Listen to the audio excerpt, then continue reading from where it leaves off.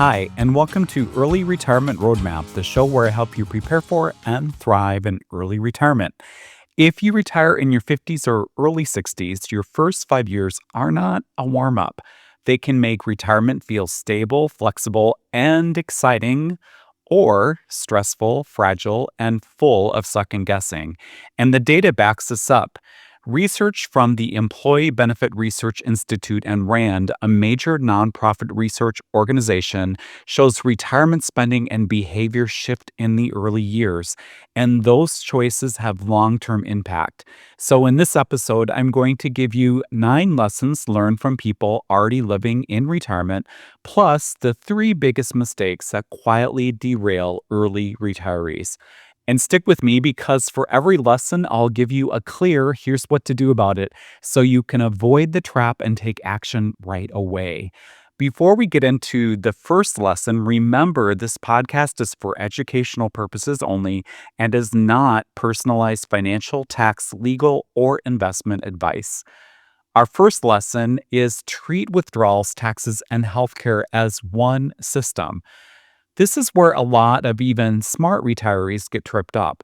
They plan spending, taxes, and health insurance separately, but in retirement, they're all tied together. If you pull too much from tax deferred accounts in one year, taxable income rises. When income rises, 2 things can happen at once. Your tax bill can increase, and if you're under 65 and buying your own ACA healthcare coverage, your subsidy can shrink or even disappear altogether. So one withdrawal decision can hit you from both directions. Here's the same spending goal, different results example. Let's say a couple needs 90K for the year in retirement spending. In version A of this example, they are in convenience mode. They take the full 90K from a traditional 401k because, well, it's easiest. But that full amount is taxed as ordinary income. For a household of 2, 400% of the 2025 federal poverty level is $84,600. And that's the number used for 2026 marketplace subsidy calculations because marketplace eligibility uses the prior year's poverty guidelines. So in this example, 90K is above that line. The outcome of their strategy is they are paying higher taxes as they are paying ordinary income on that withdrawal. And because they're over the 400% FPL line, they lose premium tax credit eligibility and pay full unsubsidized health insurance premiums. Now, in version B, for that same couple, they are more strategic about how they are funding their retirement spending. They're still using 90K in spending, but they blend their sources. Perhaps some from their taxable brokerage account, where they can select lots to sell that have the least long-term capital gains, some from their traditional 401k up to a target bracket, and some from other lower impact sources if needed. That keeps their modified adjusted gross income more controlled and, in this example, aims to keep it under the 400% FPL threshold used for subsidy eligibility. Their result of this strategic approach is much better. They preserve premium tax credit eligibility instead of paying full unsubsidized premiums, which protects spendable cash flow and helps the original 90K spending lifestyle plan work. And this is the part people underestimate. When you go over the modified adjusted gross income cliff and lose subsidies, premiums can jump so much that 90K they planned as enough for their spending may no longer be enough. In other words, their gross withdrawal might still be 90K, but their net spendable amount can fall sharply once full unsubsidized premiums show up. That can force cutbacks or force even larger withdrawals, which can create an even bigger tax and healthcare cost spiral. So don't pick accounts you're drawing from based on convenience. Pick them based on total system impact. Here's what to do about it. Set a target taxable income range for the year. Map which accounts you'll draw from first, second, and third, taking into account MAGI impact and the goal of keeping subsidies intact if you're on ACA health insurance. Run a basic what-if scenario before taking a large extra distribution and make sure you understand the impacts. Lesson 2, Healthspan matters more than people think. It's not just how long you live, it's how long you can do the activities you care most about. Retirees later in life say this all the time. I thought I had more time for the big stuff. That's why the first 5 years of retirement are so important. Your energy, mobility, and recovery are usually better now than later. And this has direct spending implication. Your early retirement years are often your go go years when travel, hobbies, and experiences are usually and should be at their highest level. Later, many people naturally slow down and spending often dips. If you ignore that pattern and use a flat spending mindset throughout all of your retirement, you can underfund the years when you're most active, then overallocate for years when you may spend less when you're physically not as active. Here's what to do about it. First, build a two-phase spending plan, higher activity spending for go-go years, then a moderate step-down phase later. Second, make a do-sooner list of 10 experiences you care most about and circle the 3 that are most physically demanding and schedule them in the next 24 months. And third, add an annual activity budget line item now for travel, experiences, and memory making.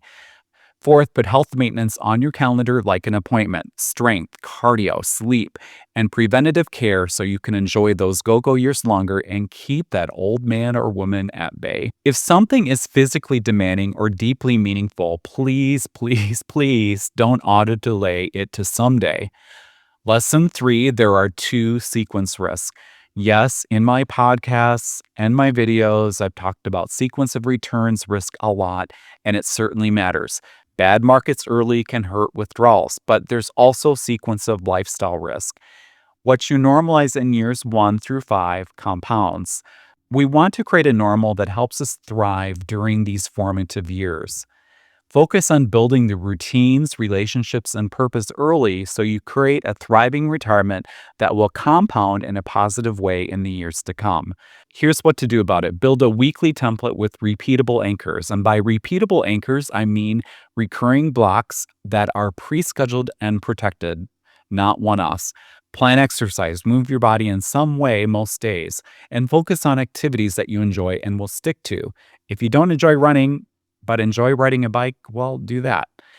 Second, have one social block each week and one purpose block each week. A purpose block is dedicated time for something meaningful. For example, mentoring someone, volunteering, building a small project, learning a skill you care about, or creating content that helps others like me. These anchors create rhythm and prevent your week from feeling aimless. Third, use 3 non negotiables each week that are health, relationship, and purpose focused. Make these a must-do during the week, and the health activities being enough to meet or maintain your health goals, and plan everything else around these non-negotiables. Fourth, do a quick Sunday reset so the next week starts on purpose, not by accident. Review the previous week, confirm your 3 non-negotiables, and say no to anything that impedes those non-negotiables. Lesson 4, money is freedom, not a scoreboard. The happiest retirees don't obsess over winning a net worth contest, and they don't treat retirement like a new version of keeping up with the Joneses. Comparison is expensive financially and emotionally. Trying to match what other retirees are doing can push you into spending that doesn't actually fit your values. That's how people end up feeling pressure instead of freedom. The happiest retirees use money to buy back time, meaning they spend in ways that reduce obligations, give them more control over their day, reduce stress, and increase choice. Before major spending, ask, is this aligned with the retirement I actually want, or am I trying to keep pace with someone else?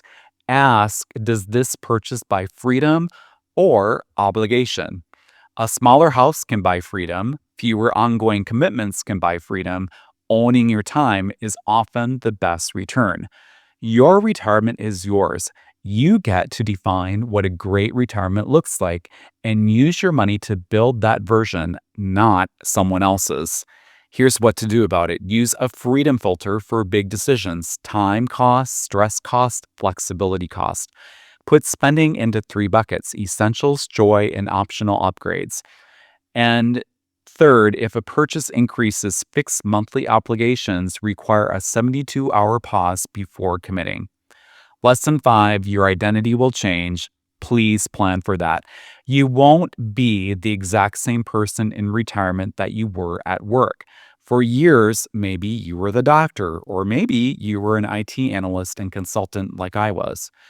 Then retirement happens and that title disappears overnight. That identity shift can be a real shock. Believe me, I know. And a lot of people underestimate how big that impact can be. Priorities shift, interest shift, energy shifts. If your plan is too rigid, you'll feel trapped by your own assumptions.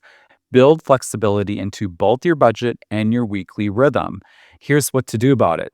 Start building your next identity before you retire, not after. Develop hobbies, relationships, and roles outside your work identity now so your life already has meaning beyond your work identity. Volunteer, join groups, and learn new skills so when work ends, you're not lost and you don't lose your sense of self. Write a simple Who Am I Now statement for retirement. For example, mentor, creator, volunteer, active spouse, parent, friend, and choose one weekly action that proves that identity is real. Lesson 6: Purpose beats permanent vacation. Before retirement, most people picture retirement as one big permanent vacation where every day feels like a weekend. And honestly, that does feel pretty great at first. But for many people, it eventually turns into boredom, loss of momentum, and retirement regret. The happiest retirees don't stay in permanent vacation mode. They build purpose into their weeks. Purpose can look like creating, mentoring, learning, volunteering, building, or contributing. It doesn't have to be big. It just has to be meaningful to you. Here's what to do about it. Ask yourself, what excites me? Ask yourself, what do I genuinely enjoy? Ask yourself, what have I always wanted to do but never could when I was working? Write down your answers and choose one purpose project for the next 6 months. Build your retirement around those answers and really work on making them happen. And define its success in simple terms. For example, people helped, output created, and the joy and excitement you're experiencing. Lesson 7: Relationships need active investment. Retirement changes relationship dynamics fast. If your spouse retires at the same time, now you're with each other 24/7 instead of the time you had away when you were both working. Now, that can be great, but it can also create friction if expectations aren't clear. Friendships change too. A lot of people realize many of their friendships were tied to work, and once work ends, those connections can fade if you don't actively replace them. Connection in retirement is not automatic. You have to be intentional about it. Here's what to do about it. Talk with your spouse partner about retirement expectations, how you'll spend your time, how much together time versus independence each of you needs, and what your individual and shared goals are. Have a monthly retirement alignment conversation with your spouse or partner to check what's working and what needs to change. Plan social touch points proactively. One call, one meetup, one group activity every so often to stay connected. Attend groups to meet new friends, for example, a neighborhood group of other retirees. Look for local Facebook groups or community groups that meet regularly. You might be surprised how many are out there. Lesson 8: Test major decisions before you lock them in. In the first year of retirement, many retirees try to do everything at once: move, downsize, buy property, help family in a big way. Some of those are great moves, but stacking permanent decisions too early creates unnecessary stress. Don't make major decisions all at once. And before you make a major decision, pilot it first, rent it first, test it first. In other words, try it first, then commit if it all still makes sense. For example, instead of moving somewhere else, trial it out first. Perhaps rent there for one full season to see how you like it before you make a permanent move and buy a property. That one move can save you from a very expensive mistake. Here's what to do about it. Use a test before commit rule for any decision with high fixed costs. Add a decision checklist: financial impact, lifestyle impact, reversal cost, and space major decisions at least one quarter apart when possible. Lesson 9: Long term regrets are usually regrets of inaction. People rarely regret action as much as they regret inaction. When retirees look back, they regret what they didn't do, relationships they didn't invest in, trips they never took, and dreams they never acted on. Don't waffle back and forth on an experience that will be meaningful to you. Just do it. Life is too short. You'll usually be happier you did than stuck regretting that you didn't. Here's what to do about it. Create a do within 12 months list with 3 meaningful actions. Include one relationship action, one experience trip action, and one personal dream project action. Attach each action to a date, a budget, and a first step. Use a simple rule. If it matters and risk is manageable, even if there is a potential downside, move it forward. Now, as promised, here are the three biggest first 5-year mistakes. Mistake number one, no integrated income plan. If withdrawals, tax strategy, and healthcare cost planning are disconnected, you lose control fast. What this looks like in real life: you solve this month's cash need, but create next quarter's tax and premium problem. Then you need even more withdrawals to cover higher costs, and that can all snowball. Here's what to do about it. Build one annual income map that combines spending needs, tax brackets, and healthcare thresholds. Set a do not cross modified adjusted gross income guardrail for the year to keep your subsidies when you're on ACA health insurance. Before any large extra withdrawal, run a quick what if to see tax and subsidy impact first. Mistake number two, no spending guardrails. Some people underspend from fear, others overspend from freedom excitement. Both can lead to stress. Underspending can create unnecessary scarcity and regret in your healthiest years. Overspending can create anxiety and force painful cutbacks later. Here's what to do about it. Set 3 spending bands: core needs, lifestyle baseline, and flex spending. Put clear limits on flex spending by month or quarter. If you go over flex spending in one category, rebalance from another category instead of increasing total spend. Mistake number 3, no review system. Without a review system, drift takes over, and drift is expensive financially and emotionally. You don't need complicated spreadsheets. You need a repeatable rhythm. Here's what to do about it. Run a quarterly review. Review 5 things: spending versus plan, withdrawal mix, tax trajectory, healthcare costs, and life satisfaction. Pick one change to make next quarter better, then put it on the calendar to take care of as soon as possible. Quick note: if you want help actually doing this quarterly review, I built a simple tool for this episode. It's called my quarterly review retirement dashboard. It walks you through these things: spending versus plan, withdrawal mix, tax trajectory, everything I'm talking about here. And then it prompts you to pick that one change to make next quarter better. It's available on my Patreon. Check it out. There's a link in the description. There are 3 tiers you can choose from, so you can choose whichever tier fits you the most. From access to my growing tools library that this tool is in, to early episode release and ad-free podcast listening that also includes the tools, all the way up to the Q&A tier where you can ask me anything about early retirement, as well as access to all my podcasts ad-free and all the tools I create as well. All right, so here are the most important points I want to leave you with. If you want your first 5 years to work, do this. Integrate withdrawals, taxes, and healthcare planning. Plan spending in phases. Higher activity go-go years first, then adjust down later as activity naturally declines. Prioritize Healthspan experiences early while your energy and mobility are strongest. Build weekly structure around purpose, relationships, and health, and make those your non-negotiables.